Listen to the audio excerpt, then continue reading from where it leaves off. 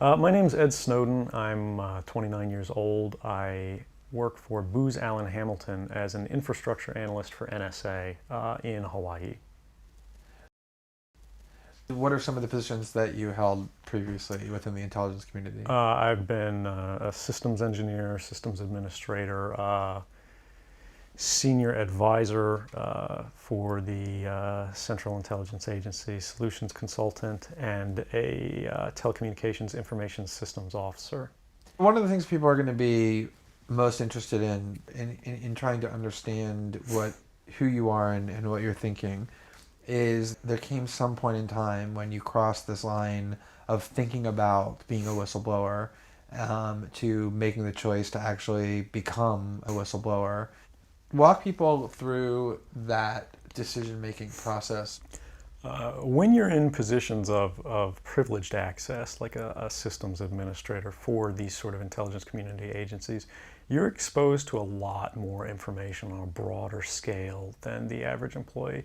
And because of that, you see things that may be disturbing, but over the course of a normal person's career, you'd only see one or two of these instances.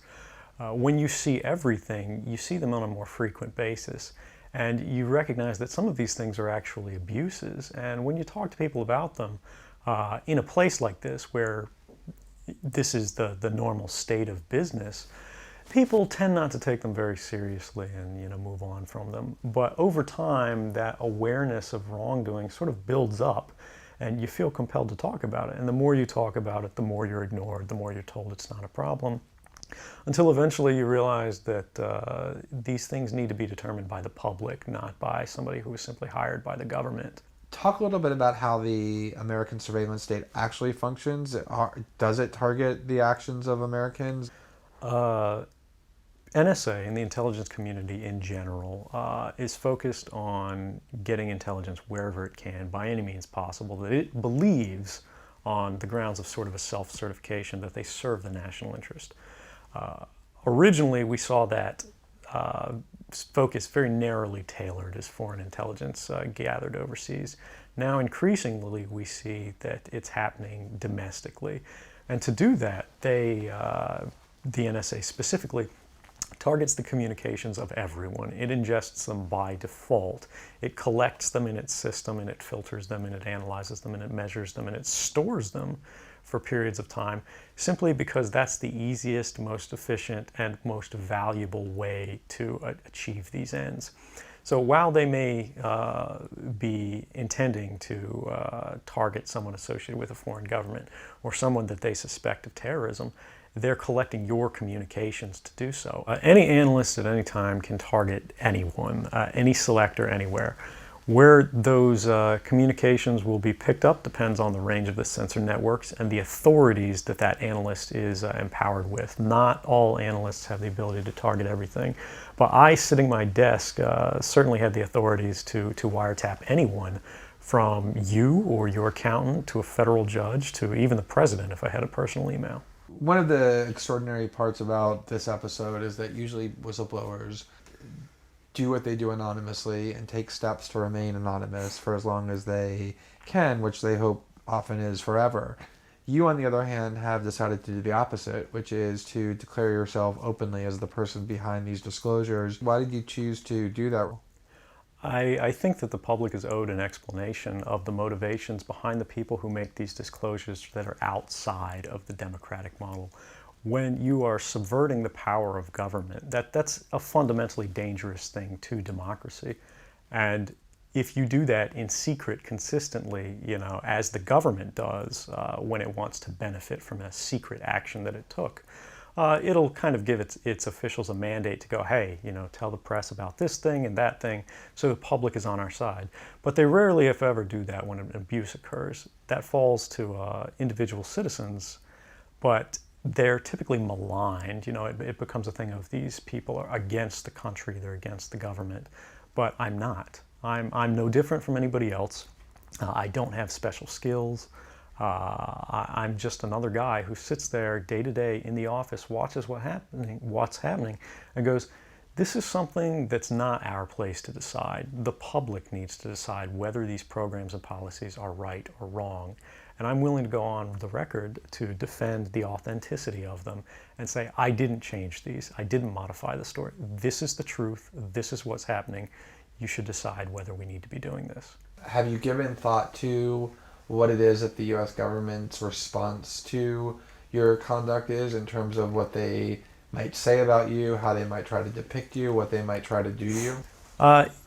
Yeah, I could be, rendered by the CIA. I could have people come after me, or any of their third-party partners. They work closely with a number of other nations.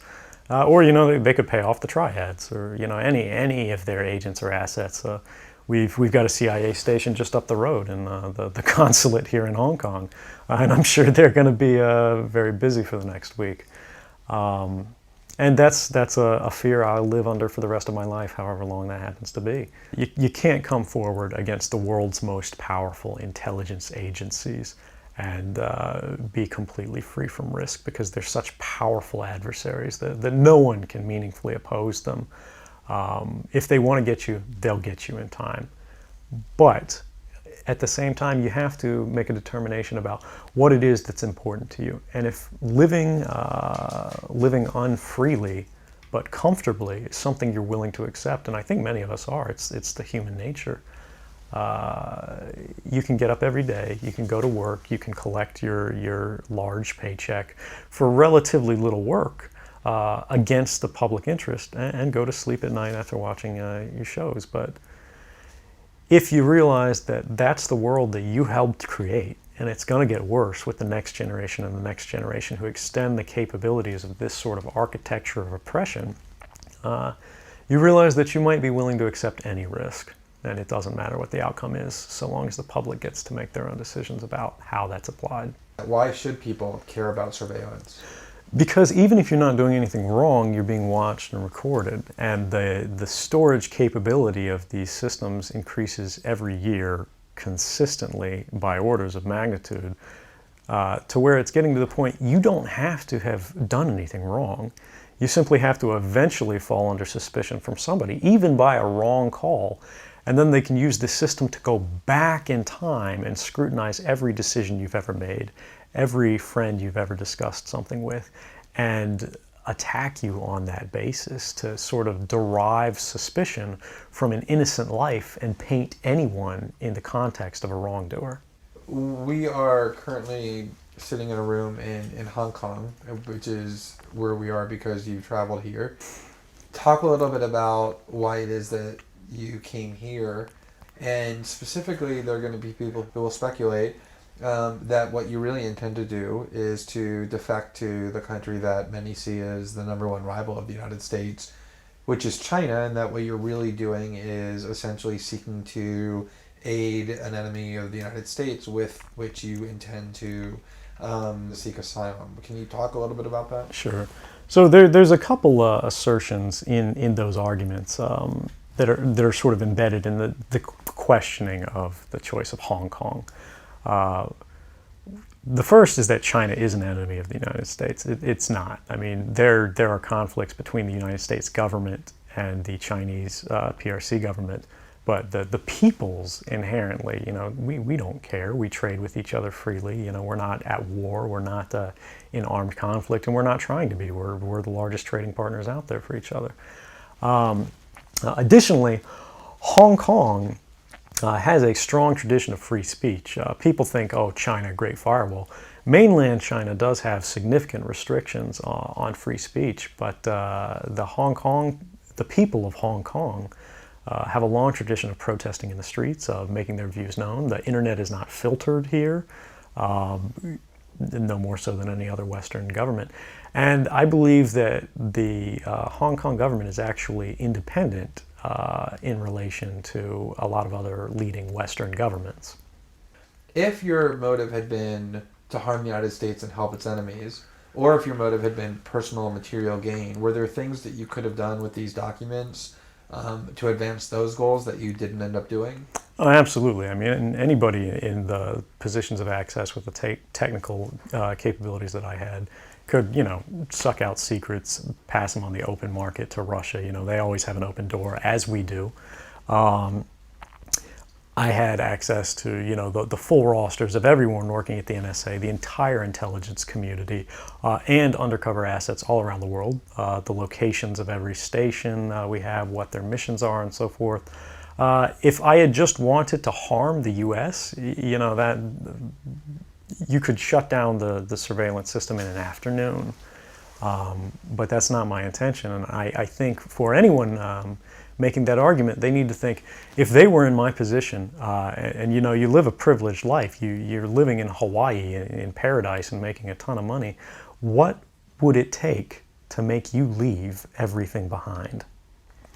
The greatest fear that I have regarding the outcome for America of these disclosures is that nothing will change.